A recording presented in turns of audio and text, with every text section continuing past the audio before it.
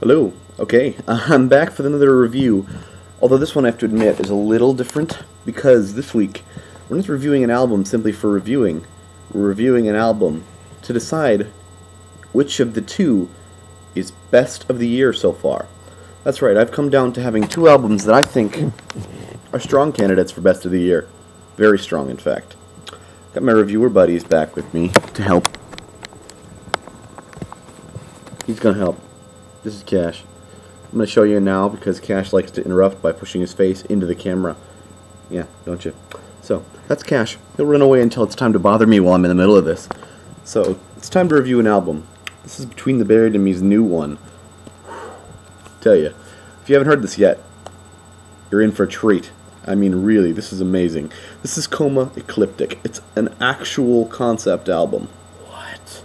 Now, they do all concept albums, so it's really not a surprising thing for them. This one is just about living your life out in a coma and visiting your past lives as you sit in a coma. Each track is like a different past life. I mean, this is really cool. Check out this thing. Assassin's Creed style hook to the chords. And then boom. Floating in the Animus. So, let's go through some basic history on some of our friends in Between the Buried and Me. Between the Buried and Me are an American progressive metal band from Raleigh, New Jersey. New Jersey. They have released 7 studio albums, including this one, an EP, a covers album, and 2 live CDs. They actually formed in 2000 after the demise of a metalcore band, Prayer for the Cleansing. Tommy Rogers on vocals, and Paul Wagoner on guitar formed a new band, continue PFC's legacy of intensity. They picked up Nick Fletcher on guitar, Jason King on bass, both formerly of Azael, and Will Goodyear on drums to complete the lineup. This would be soon called Between the Buried and Me. After a section of lyrics from a Counting Crows song, Ghost Train, took the cannonball down to ocean across the desert, the shining sea, I rode the ladder and climbed 50 million feet of the earth between the buried and me. Yep, that's right. One of your favorite death metal bands is named after a Counting Crows song. You have to live with that fact. Between the Buried and Me's first release was a 3-song demo. From there on, they went on to sign with Life Force Records in 2002, a release that's not wildly known. They eventually did catch Victory Records' attention, and they reissued the album in 2004 as an enhanced CD. In 2003, they headed to Somerville, Massachusetts, and Q Division Studios to record their second album, The Silent Circus. The album was re-released again in 2006 with a live DVD of the band's performance at the Cat's Cradle. In 2005, Mark Castillo played on there for the band, recording for the third Jerry the Bee album, Alaska, which was already finished. After the release of The Silent Circus, the band went out through numerous members before the current lineup was assembled for Alaska. On drums, Mark Castillo was replaced by Jason Rowe, later by Blake Richardson. On guitar, Nick Fletcher was replaced by Shane Blay, and later by Dusty Waring. On bass, Jason King continued to work and was replaced by Kevin Falk, later by Dan Briggs, and that is the current lineup. In the summer of 2005, they released their album Alaska. Following that, they made a covers album, The Anatomy Of. In 2007, they released Colors. From there, we get to our newest couple features, which are the Parallax EP and album, and then the newest one, right here. Bam. So I made a little write-up for this, because there's a lot to cover on this album. And so let's go into it. Between the Buried and Me's new album is an absolute prog epic. Let's just get on and say it. But they used to be a death metal band, at least more so than they are now. They're still death metal in a lot of ways, but much like Opeth and many before them, Between the Buried and Me have subtly shifted into making that death to prog metal shift, which, personally, I love prog, so I love it. And since they kick ass at it, I love it even more. I love the result when Opeth did it, and I love it here too. This album is a concept album about a man living his past life through lives in a coma, each like an individual song. They kind of described it, the band described it as like each is an episode of The Twilight Zone, which I think is a great way to describe it.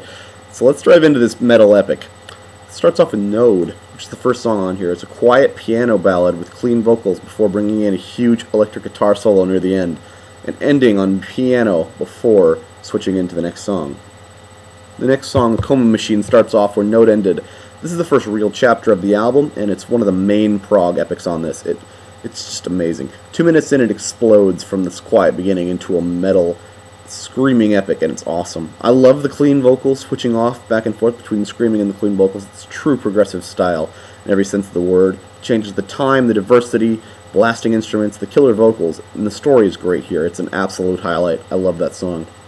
Diminution is the first notable difference, with a huge wave of electronic synths start off the song. It sounds much more dark and ominous than before, and it just starts with synths and fades out as it fades synthesizers into the next song, which is Famine War. Famine War is led by a furious and fast guitar solo. It's another huge prog rock song. In come the screaming again, alternating back between singing high notes and screaming. At the 4-minute mark, it quiets down, and synths lead to spoken lines, draw the story out. After 7 minutes of the ups and downs, it ends in a huge way. Song 5 is King Redeem, Queen Serene. It starts off with a softer guitar line and a quieter, more beautiful vocal line. It's a beautiful ballad driven by a piano line. Or is it? I don't even know. At 2 minutes, it switches from that into a hugely explosive prog scorcher. Full death metal screams, everything. This song is amazing. I love how diverse it is. It's an absolute highlight on the album. The next one is Turn on the Darkness. It starts off dark and slowly, as the title suggests, and evolves into a melodic, zany jam. About halfway through, it lightens up and floats along. It just kind of exists in the self. I don't know. I love this song. It explodes again towards the end, and then finishes out in that way. The next one is my absolute favorite. I love everything about this song. The Ectopic Stroll.